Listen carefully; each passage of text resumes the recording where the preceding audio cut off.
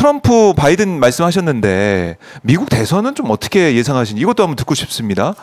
의원님 잘 아시니까요. 미국 대선은 예. 사실 제가 한번 얘기한 적이 있습니다만은 우선 바이든 캠프에서는 와서 만났는데 네. 자기들이 선거 자금 펀드를 많이 만들어 가지고 있고 그렇기 때문에 레이버데이 네. 볼 이제 그때까지가 미국의 서머 베케이션 여름 휴가 기간이거든요. 네네. 그때는 다 돌아와요. 그래서 그때부터 이제 TV 선전 광고를 엄청나게 하겠다. 그래서 우리가 완전히 굳힌다. 아하. 이렇게 얘기를 하고 이제 핵심은 북한에서 ICBM 이제 7차 핵실험 네. 이런 것이 변수로 떠오른다고 하더라고요. 트럼프 캠프에서는 지금 현재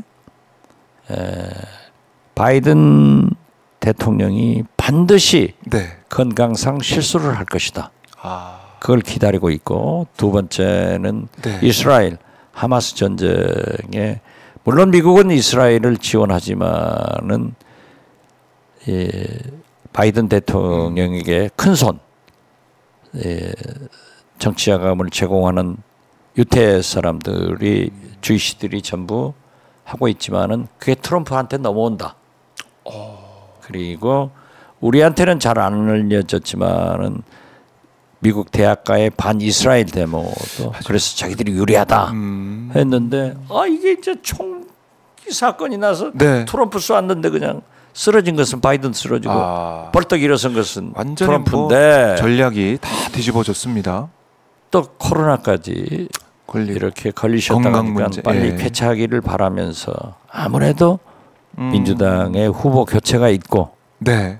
이런 상태로 가면은 트럼프의 승리를 예측할 수밖에 없습니다.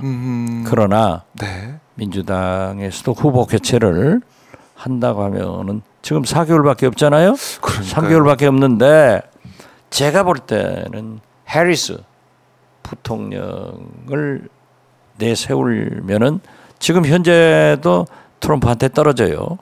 유일하게 7, 8% 앞서는 것은 미셸 오바마. 네.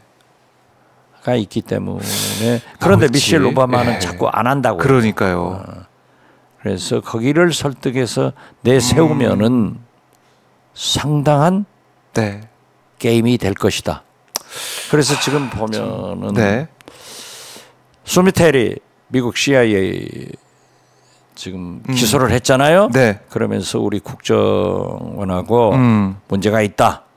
저는 전직 국정원장 한 사람으로서 구체적 얘기는 할 수 없고 저는 우리 국정원 직원들이 결코 일탈된 그런 정보 수집은 하지 않았을 것이다. 네. 이렇게 생각합니다.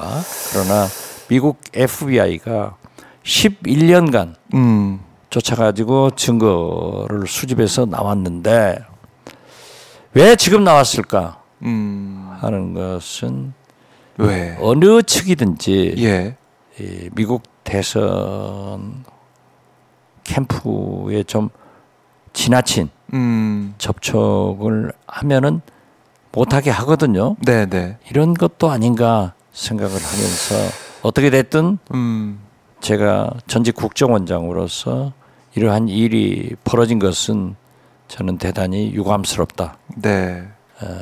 그렇게 생각합니다. 그렇지만은 한미 정보 동맹은 굳건합니다. 저하고도 아주 굳건하게 잘했습니다. 네. 그렇기 때문에 한미 정보 동맹을 손상하지 않는 범위 내에서 잘 처리되기 바란다. 이런 말씀 드립니다. 네, 알겠습니다. 전직 국정원으로서 이 지금 이슈로 떠오른 이 문제에 있어서 수미테리 이 관련된 문제도 말씀해 주셨는데 그럼 이 미국 대선이 사실은 요동치고 있는 가운데 우리 윤석열 대통령, 윤석열 정부의 외교는 지금 잘 대응을 하고 있을까? 여기에 대해서 우리 국민들이 궁금해하고 좀 우려를 하고 있는 것 같아요. 어떻게 보십니까? 이건 저는요. 네. 어쩐지 윤석열 대통령은 꼭 한국의 트럼프 같아요. 그 언론 모습도 또 하는 말씀 스타일도 더 강한 그런데 강경적인. 트럼프가 설사 대통령이 된다 하더라도 네. 주한미군 철수는 말로는 떠들지만은 주한미군이 한국에 주둔하는 것은 네. 한국도 필요하지만은 미국의 국익에 필요하기 때문에 주둔하고 있는 겁니다. 그렇죠. 그래서 오늘 아침에도 보면 트럼프가 네. 반도체 시장 다 먹어가는 대만이 방위비 내야지 왜 미국이 돕냐? 그래서 이제 방위비 문제가 그렇네. 돈. 굉장히 큰 문제가 나올 거예요. 네. 지금 또 얘기하잖아요. 그러면은 트럼프, 윤석열, 한미 정상회담을 하는데 재밌을 것 같아요. 그러면 나는 윤석열 대통령의 배포, 배짱, 네. 그 스타일상 트럼프 대통령이 요구하면 까짓것 낼 테니까 네. 주한미군 철수하지 마세요. 이렇게 이렇게 할 것 아닌가. 그래서 방위비 부담 문제는 상당히 문제가 되고 네. 트럼프 대통령이 되면은 대북 문제는 북미 네. 간에 처음에는 김정은 위원장이 하노이 또 싱가포르 회담에서는 성공했는데 하노이에서 자기들은 네. 배신당했다고 생각하거든요.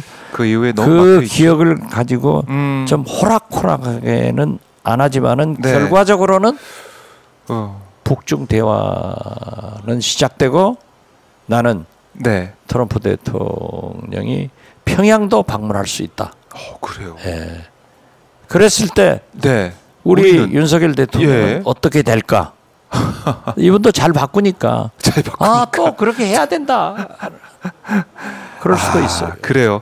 이건 근데 잘 봐야 됩니다. 네, 걱정이 지금 우리가 이제 러시아를 향해서 남한은 선택할지 북한 선택할지 결정해라 뭐 이렇게까지 얘기했는데 그것은 진짜 윤석열 대통령이 얼마나 구상유치한 얘기를 하는 거예요. 그러니까 러시아한테 푸틴한테 네. 북한이 좋냐 남한이 좋냐. 결국 그런 얘기 아니에요? 네. 3살 먹은 애한테 아빠가 좋니 엄마가 좋니? 그러면 외교적으로 질문을 다시 해봅시다. 나오기 힘든. 윤석열 네. 대통령한테 미국이 좋습니까? 중국이 좋습니까? 아. 그럼 미국이 좋다고 하면은 중국은 버리나요? 그러니까요. 외교는 그런 게 아니에요. 외교는 항상 애매모성을 유지하면서 국익으로 가는 거예요. 네. 그래서 저는 그러한 외교는 좀 지양돼야 된다 이렇게 말씀드립니다. 그렇습니다. 뭐 트럼프 시대가 될지 바이든 시대 연장이 될지 모르겠지만은 여기에 잘 대응할 수 있는 그런 대비책들을 잘 만들어야 된다. 정말 잘해야죠. 외교를 해야 된다. 정말 외교를 좀 하는 모습을 보고 싶다.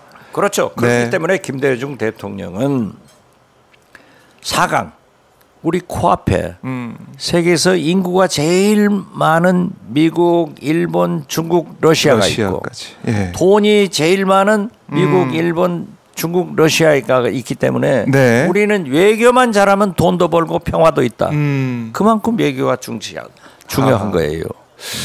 자, 지금 여러모로 이제 박지원 의원님 말씀을 잘 듣고 윤석열 대통령이 또 윤석열 대통령 이 정책들이 잘 번해야 되는데 모르겠습니다. 자, 첫 번째 오늘 기회를 줬고 8번 더 하겠습니다. 9번 해야 되니까 8번 더 남았고요. 계속해서 이런 조언 또 여러 가지 말씀을 하실 때 어떤 변화가 있을지 지켜보겠습니다. 자, 의원님 오늘 청문회 D-1 청문회 남기고 오늘 말씀 너무나 잘 들었고요. 네. 내일 활약도 오마이 TV를 통해서 생중계로 지켜보겠습니다, 의원님. 예고편이 좋으면 안 된다니까요. 본편이 좋도록 노력하겠습니다. 예.